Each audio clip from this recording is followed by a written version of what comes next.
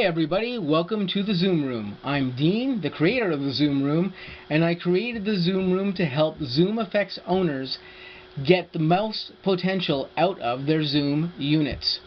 Today we're going to be doing a little tutorial on programming tricks related to the G1on.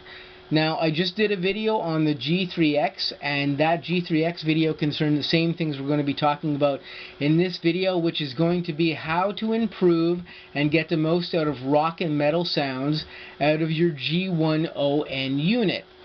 And this trick that we're going to be actually talking about today is a trick that a lot of recording engineers are using currently actually in studio applications, but you can actually use your Zoom Effect unit to do this same thing in the same way that it's done in the studio with a little bit of trickery here. So basically that guitar sound I just played for you guys, it's a combination of a graphic EQ set a certain way, a noise gate, and a diesel drive amplifier. Now, what we're doing within the confines of this sound here is we're going to be actually just showing you how to improve this sound. So as it turns out right now in this effect chain, I've got a parametric equalizer. If I turn off the parametric equalizer in this thing, it kind of sounds like this. So that's kind of like the current sound that's on there. If I crank the parametric equalizer on,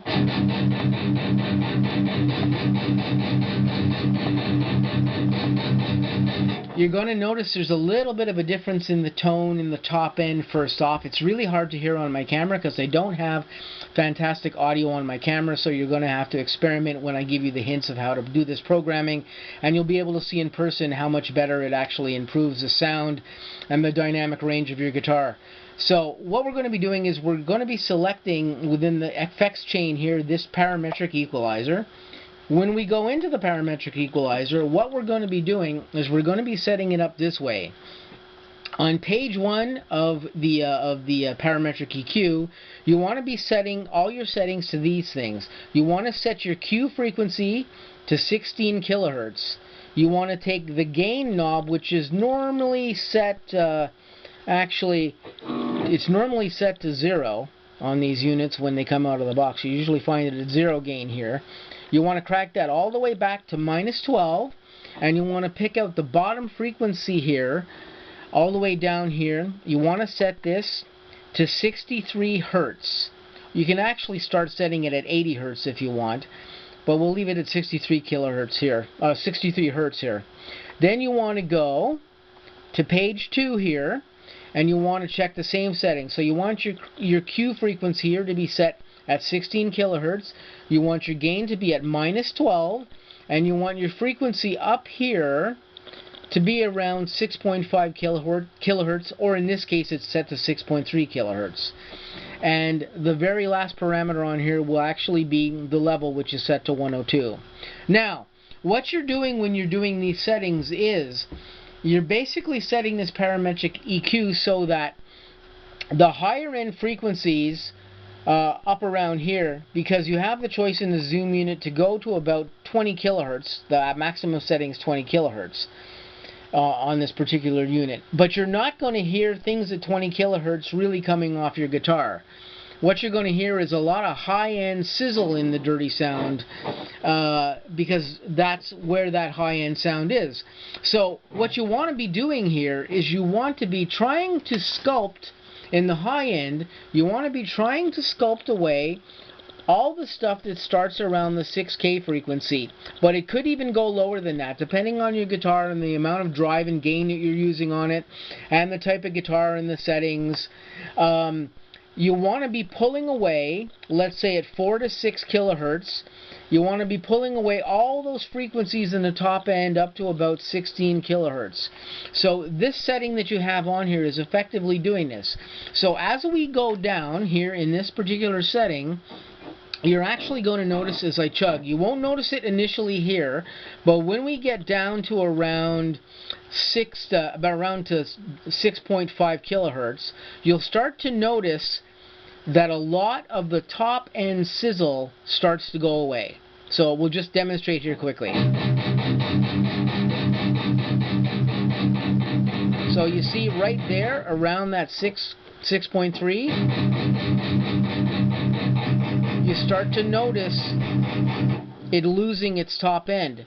That's all that unnatural artifact and sizzle above the normal frequency range of the guitar. You don't need that range in the guitar. All it's adding is white noise and unnecessary sizzle to the sound. So what you're doing here by having these settings is you're sculpting out all of that all of that artifact, that high-end artifact and sizzle that you don't want in the sound. Now you'll have to play with it a little bit here to find what the happy setting is for your particular sound here. And as you noodle around with it, you'll be able to tell what it is, what it's doing, what the best settings are for you in your units. And by comparison here, if you go back to page 1, you're going to be doing the same thing here. So if you go all the way down here to the frequency setting on page 1 here, which is now currently set at 63 kilohertz, that means, 63 hertz. At 63 hertz, this is where it starts to pull out all that bottom end. Or basically, at 63 kilohertz, the gain is all the way down to 12. So you've got 63 kilohertz killed all the way down at that frequency in the bottom. And what that's doing is that down here in the bottom, below 100K, it's pulling out all of the low-end rumble that the guitar is creating, because there is no real natural low-end to heavy guitars, whether it's rock or metal guitars, below about 100K or slightly higher than this. You want to pull out all of this frequency here because it's unnecessary, and that's essentially what the parametric EQ is doing here in the lower frequencies. It's pulling out all of the unnecessary rumble that you don't need in the guitar sound. So you can actually sculpt out some of that bottom end by noodling around with the bottom end frequencies here in between, let's say, 60K and 100K, till you get a happy sound that's still fat and still has the middles in it and some of the bottom end, but doesn't have that unnecessary bottom end rumble that you really don't want in that sound. So you're just pulling out all that bottom end here and all of that top end that is just creating noise in your guitar sound that you don't really want. Now, one of the beauties of actually doing this, if you actually choose to do this, is when you go to your amp settings here, like we've got the diesel drive here set up, and you actually go to these amp settings, if you decide that this amplifier needs more gain and you turn up the gain here, you can actually increase the gain quite a bit, but you don't get that artifact of the additional sizzle from the gain in the top end. Now here you're getting a little bit of it here because I've turned the gain up from here from 9 to 12. So it's actually quite heavy now. So it's added a little bit of sizzle in the sound to the top end.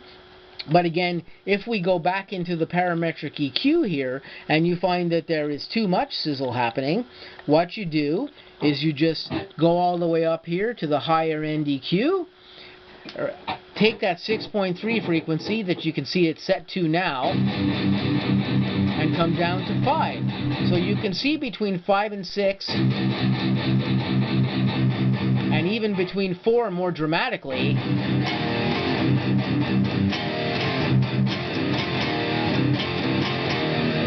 it's still got bite, it's still got a lot of gain, but it no longer has that sizzle artifact in the top end because you're basically doing away with that unnecessary high-end artifact that's going on in your sound. So, just going to say to you guys, copy the settings that I've done here, put them into your Zoom processor, noodle around with it, mess around with it, see what results you can get. It's going to be different for every guitar player, different for every guitar, but this is effectively going to eliminate all that noise going on that is really unnecessary in your guitar sound, and you're going to get results similar to results that they get in the studio when they do this same type of technique for very heavy guitars in the studio. It will work for rock guitars, it will work exceptionally well for metal guitars. and you're going to get much better results, and I think that it's going to improve your sound. You're going to notice quite a difference in your sound if you actually use this little trick.